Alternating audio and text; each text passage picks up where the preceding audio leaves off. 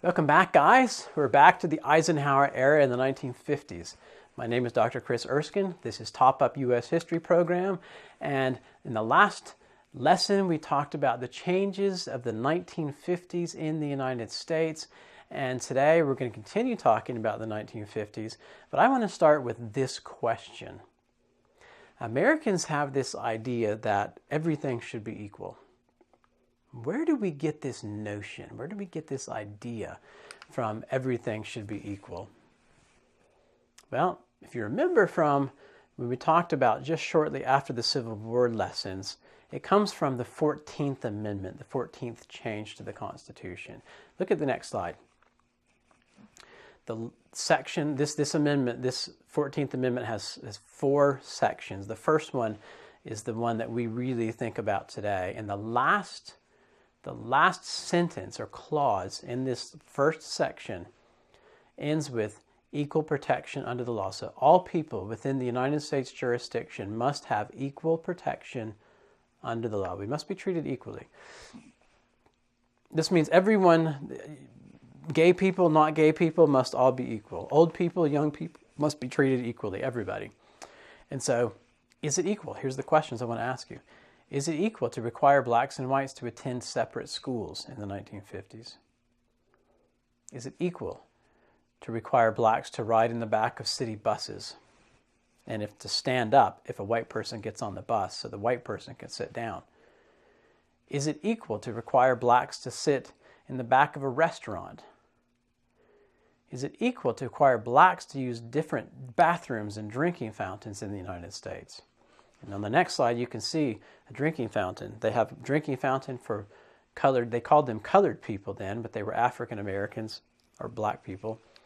And on the right, we have the white drinking fountain. And a black person couldn't use the white drinking fountain. And why do we have separate drinking fountains? Why separate bathrooms? It doesn't make any sense today. It doesn't make any sense at all. But this is what we had.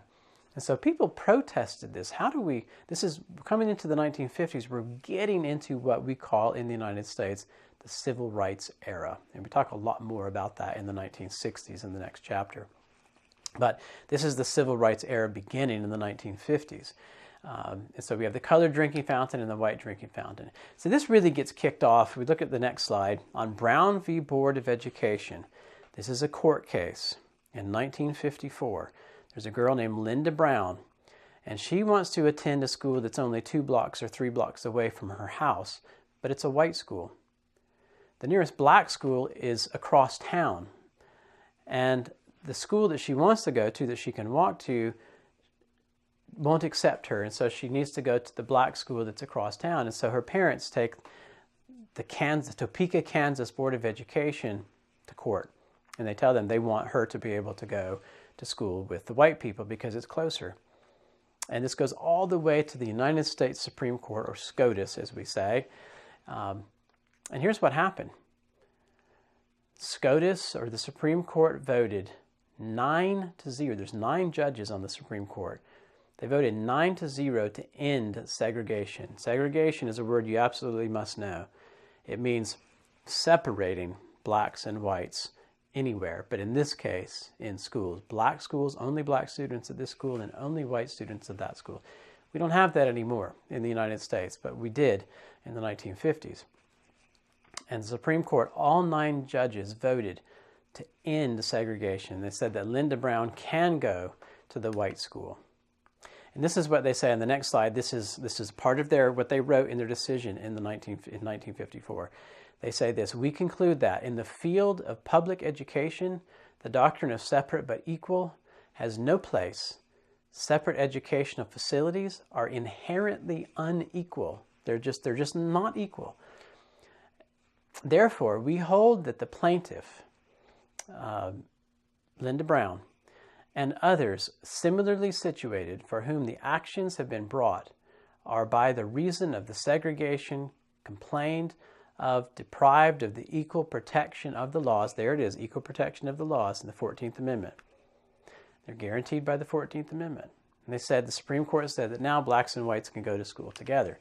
Now, on the next slide we see this, 1868, the 14th Amendment is passed, 1896, you remember we had a lesson only talking about Plessy v. Ferguson, which said that separate was equal on train cars. And now 1954, the Supreme Court overturns Plessy v. Ferguson and says, actually, no, Plessy v. Ferguson was wrong. Separate is not equal. And so we can see here this newspaper headline, school segregation banned, meaning you can go to school together as blacks and whites. But on the next slide, we can see that the people in the South were really against this. Southern senators were really, really opposed to this. And this is what they wrote. It's called the Southern Manifesto. They wrote this. Most government officials in the southern part of the United States voted in favor of this. It said the unwarranted exercise of the power of the court, the Supreme Court, in Brown v. Board, contrary to the Constitution, is creating chaos and confusion in the states principally affected. It is destroying the amicable or friendly relations between the white and Negro races that have been created through 90 years of patient effort by the good people of both races. It has planted hatred and suspicion where there has been heretofore friendship and understanding. And when we read this today, we think, what are they talking about? There was not friendly relations. There was not respect between the blacks and whites. Whites in the South hated African Americans. They wanted to keep them to the side. They did not want them to be equal. And so the Southern Manifesto is just ridiculous, really. On the next slide, we can see, but Brown v. Board passed, and the Southern Manifesto today is just a document that we read that we laugh at the Southern senators for signing that, but it doesn't actually do anything. They just wanted to make a statement. On the next slide, we can see civil rights in America. We see a picture of a bust, and we see a picture of a woman, and this woman's name is Rosa Parks. On December 1, 1955, she got on this bus that you see in this picture, and she was sitting down, and a little bit later, someone came onto the bus, and they wanted her to get up, a man, so he could have her seat, and he told her to get up, and she wouldn't get up, and the bus stopped, and she was arrested. This is in Montgomery, Alabama. Martin Luther King, who's somebody that we're going to see in the next few slides, said that he wanted to stop African Americans riding the buses altogether. A boycott means that you stop doing something. And this boycott lasted 381 days. And these buses, those buses you can see in this picture, for 381 days in Montgomery, Alabama, these buses were mostly empty because mostly African Americans were riding the bus. And so the city was losing a lot of money. And so finally, they said that African Americans and whites can ride. They don't have to get up. They can ride segregated seating. But the black passengers, the people that would have been passengers on these buses, they walked or they carpooled, meaning that they rode together in someone else's car. And this is what Rosa Parks said about the Montgomery bus boycott when she was arrested. She said, and read this with me as I read it to you. She says, I did not want to be mistreated. I did not want to be deprived of a seat that I had paid for. She paid the same fare as the person that asked her to get up. It was just time. There was opportunity for me to take a stand to express the way I felt about being treated in that manner. I had not planned to get arrested. I had plenty to do without having to end up in jail. But when I had to face that decision, I didn't hesitate to do so because I felt that we had endured that too long. The more we gave in, the more we complied with that kind of treatment, the more oppressive it became. Rosa Parks is a very famous person in American history, very famous.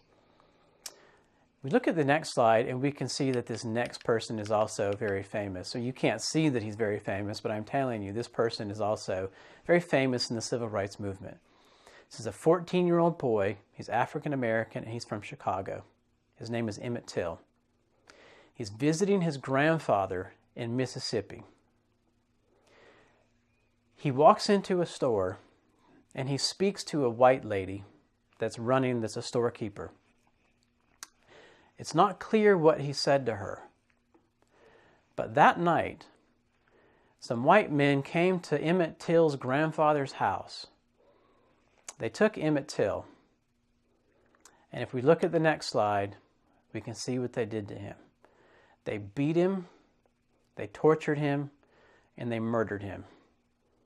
And the only reason that they did this to him was because he had talked to a white woman. This is what African Americans were facing in the United States in the 1950s. Well, really, this is what African Americans faced in the United States since the first slaves came over in 1619.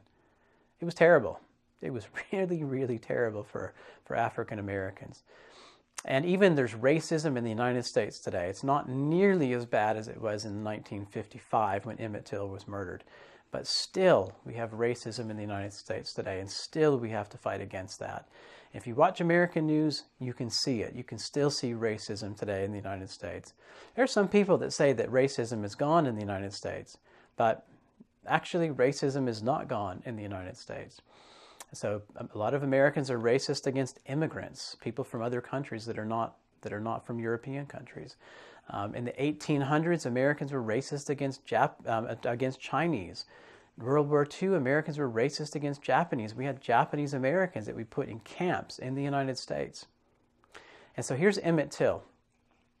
His mother said that she wanted his casket to be open so the world could see what they did to her son.